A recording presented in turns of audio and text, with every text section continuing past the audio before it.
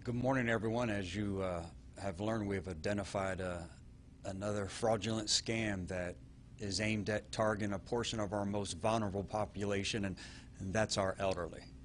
The good news is we were able to identify at least 2 suspects involved in this case now. We do believe there's more suspects involved. We'll continue working. And along the same lines, we also believe there are more victims out here, and we'll talk about that in just a second.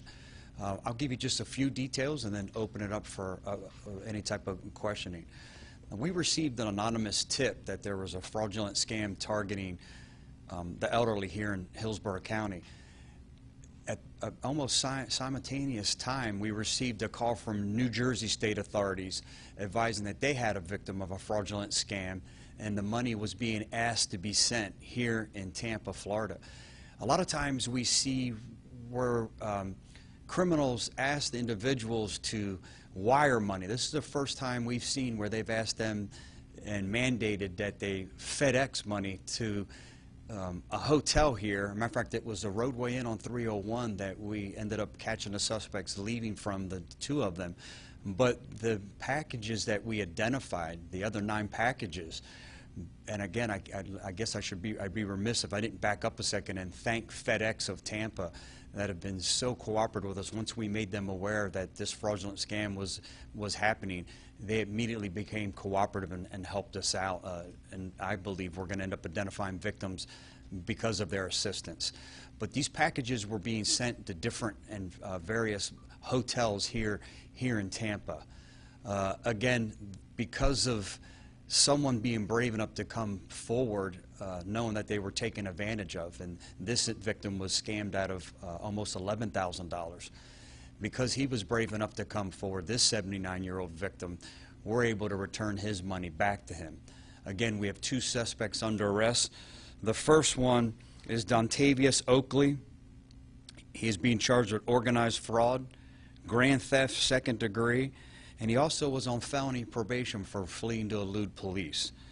Carlton Thomas, who was driving the car when we made the traffic stop as they left the hotel, is wanted on a fugitive warrant out of New Jersey. We're still trying to figure out what that fugitive warrant was for.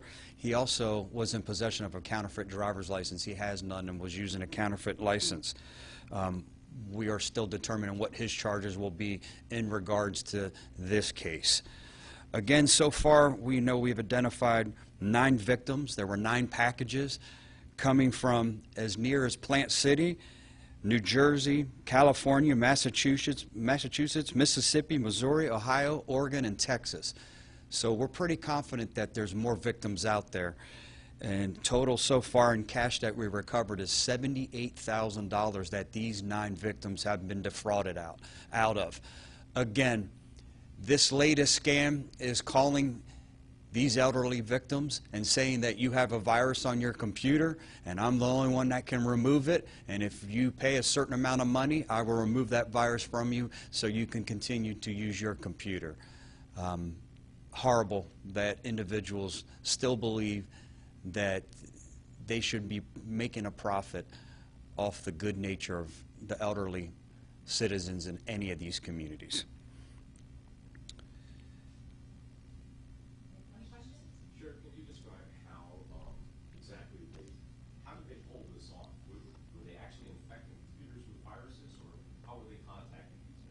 They weren't, and we don't know exactly how they identified the victims. You know, it wasn't even just here in Hillsborough County.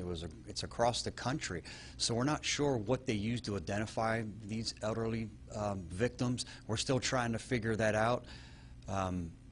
Still trying to figure a lot of it out. Again, they were just placed them under arrest. They're not being very cooperative, so we're having to do a lot of heavy lift until we can get to this point. We've reached out to the one victim, so we have some knowledge from him, and all he was able to relay is they told him he had a virus on his computer. He's not computer savvy like me and probably a lot of us in this room to know whether there's a virus on our computer or not on our computer. So he felt the only way to fix this or remedy the situation was to pay the money. After he did, this happened on February 19th. It was supposed to be delivered on the 20th. He knew something didn't feel right, and again, I think a lot of our elderly are embarrassed that they feel like they were taken advantage of, so they never come forward. He didn't. He called the New Jersey state authorities, who immediately contacted us, and because of him, we were able to recover 8 more victims that we haven't been in contact with. We're still working to identify them. Did you seize any computer equipment or anything like that that would indicate how they contacted the victims? I mean, just last week, maybe this week, maybe it was both weeks, I received a call from Microsoft. Sure. Robotic voices. Is it that kind of scheme? It is, and I think that's an important message to get out there. Is none of these large companies, these computer software companies, are going to call you and make you aware of a virus or ask you to make payment to be able to remedy these viruses. And that's important. That's an important message. No one's ever going to call you. No different than the IRS. The IRS isn't making any phone calls to anybody to discuss your tax returns and money that you have to pay. Or the scams at Target that call and proclaim that your grandson's been put in jail. They don't want the parents to know, so please wire me the money, and they don't have to know, and he'll call you when he gets out, or he or she will call you when he gets out.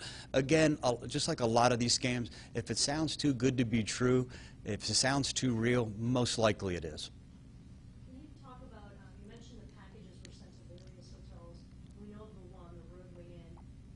Where are the other ones? Marissa, do you have that information? I don't. There's several. We can't give the area, but we'll get those for you. Yeah, we'll get those out to you. Matter of fact, we talk about 9. This morning when we first came in, it was 7.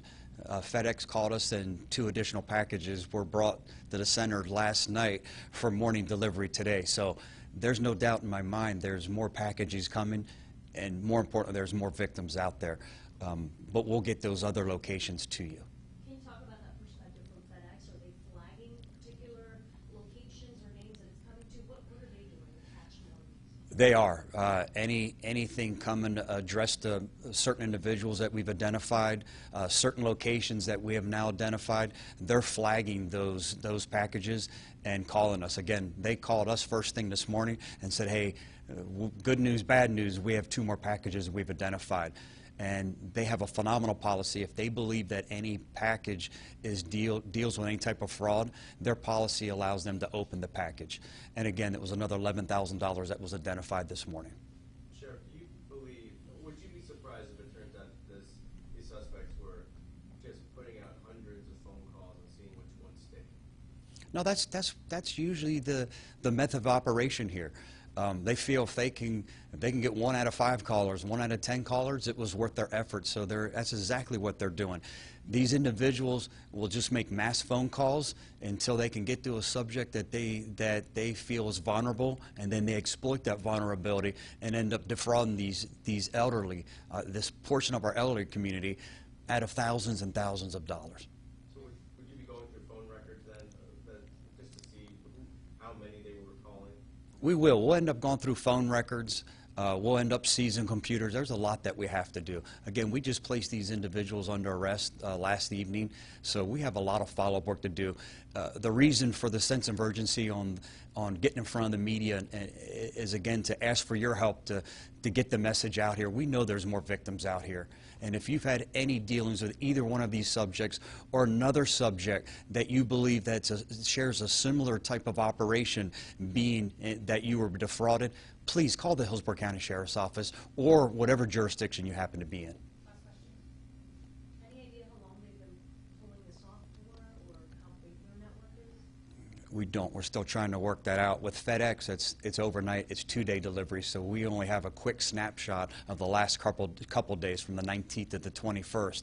We're still trying to gather that historical data, and hopefully we'll get that from cell phones, computers, and everything that we're going to have to get search warrants for and comb through.